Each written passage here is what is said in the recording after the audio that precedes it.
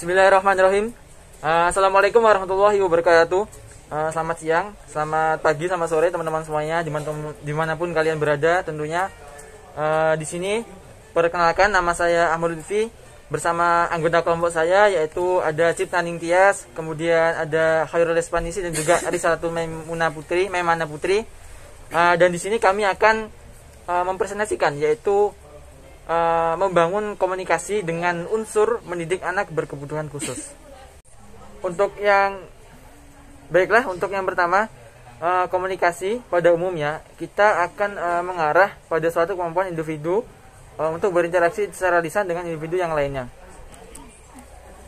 Jadi komunikasi ini merupakan komponen terpenting bagi setiap organisme, sebagai setiap individu makhluk hidup yang melangsungkan kehidupan mereka. Dan urgensinya, komunikasi ini bersifat menyeluruh, melingkup kebutuhan semua individu yang teridentifikasi dari beragam cara mereka dalam melakukan interaksi yaitu dengan individu dirinya sendiri dengan individu yang lainnya.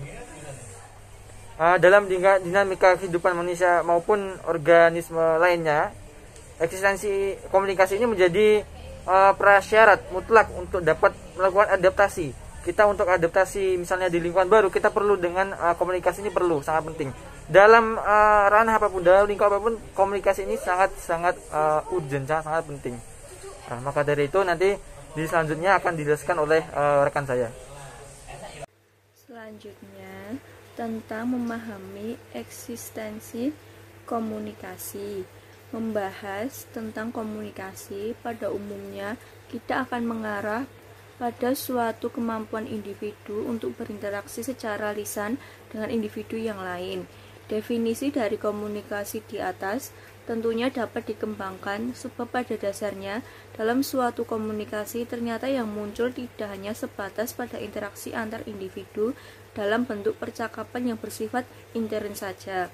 Dalam dinamika komunikasi hanya akan bisa terjadi jika seseorang yang menyampaikan pesan pada orang lain dengan tujuan tertentu dan didukung oleh adanya komponen penyampai pesan atau sumber atau komunikasi.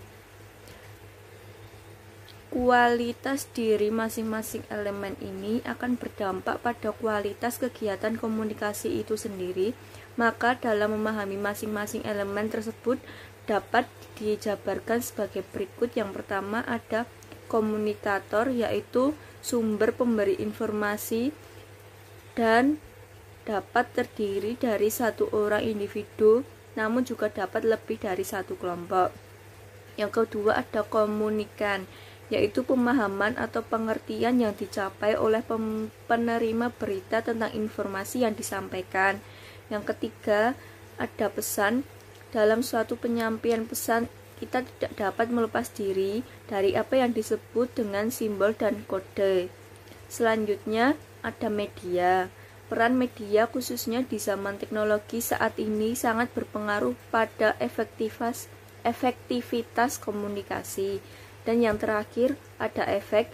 Pengaruh atau efek merupakan fenomena psikis atau salah satu bentuk proses mental yang terjadi dalam sebuah komunikasi.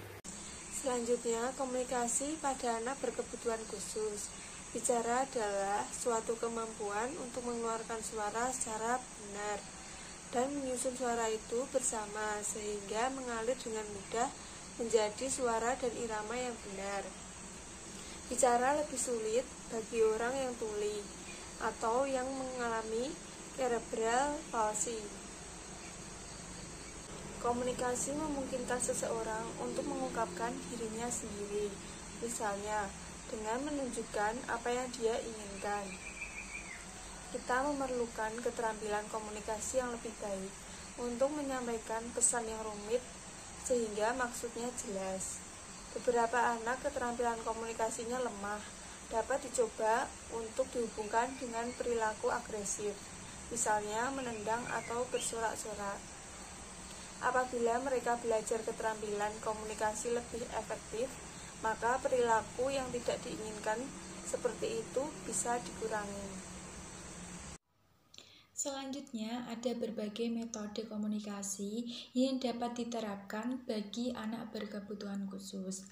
Yang pertama yaitu untuk anak tunarungu. metode yang dapat diterapkan yaitu 1. Metode auditori oral. Metode ini menekankan pada proses pendengaran serta bertutur kata dengan menggunakan alat bantu yang lebih baik, seperti alat bantu pendengaran, penglihatan, dan sentuhan. Metode ini menggunakan bantuan bunyi untuk mengembangkan kemampuan pendengaran dan bertutur kata. Yang kedua yaitu metode membaca bibir. Komunikasi dengan metode ini baik untuk mereka yang mampu berkonsentrasi tinggi pada bibir penutur bahasa. Metode ini mengharuskan anak-anak untuk selalu melihat gerakan bibir penutur bahasa dengan tepat dalam situasi ini. Penutur bahasa harus berada di tempat yang terang dan dapat melihat dengan jelas. Yang ketiga, metode bahasa isyarat. Pada umumnya, bahasa isyarat digunakan secara mudah dengan menggabungkan perkataan dengan makna dasar. Bahasa isyarat yang digunakan pada umumnya adalah isyarat abjad 1 jari. Yang keempat, metode komunikasi universal. Metode komunikasi adalah salah satu metode yang menggabungkan antara gerakan jari isyarat, pembacaan bibir, dan penuturan atau auditori oral. Elemen penting dalam metode ini adalah penggunaan isyarat dan peraturan secara bersamaan. Yang kedua ada anak autisme, yaitu anak yang mengalami kesulitan dalam menggunakan bahasa dan berbicara, sulit melakukan komunikasi. Untuk mengatasi masalah tersebut yaitu menggunakan media bantu yang disebut Augmentative and Alternative Communication atau ACC. ACC adalah salah satu cara yang digunakan oleh anak yang mengalami hambatan dalam berkomunikasi dengan baik dan lancar. Ketiga, ada anak tunagrahita. Dalam penelitian yang dilakukan oleh Eni Indrayani menjelaskan tentang peran medium komunikasi yang dianggap paling sederhana yaitu menggunakan gambar sebagai alat pertukaran pesan. Baiklah, mungkin itu saja yang bisa kami sampaikan terkait tadi komunikasi. Membangun komunikasi dengan unsur mendidik anak berkebutuhan khusus. Atas kurang dan lebihnya kami mohon maaf. Akhirul kalam, wabillahi taufiq wal hidayah. Wassalamualaikum warahmatullahi wabarakatuh.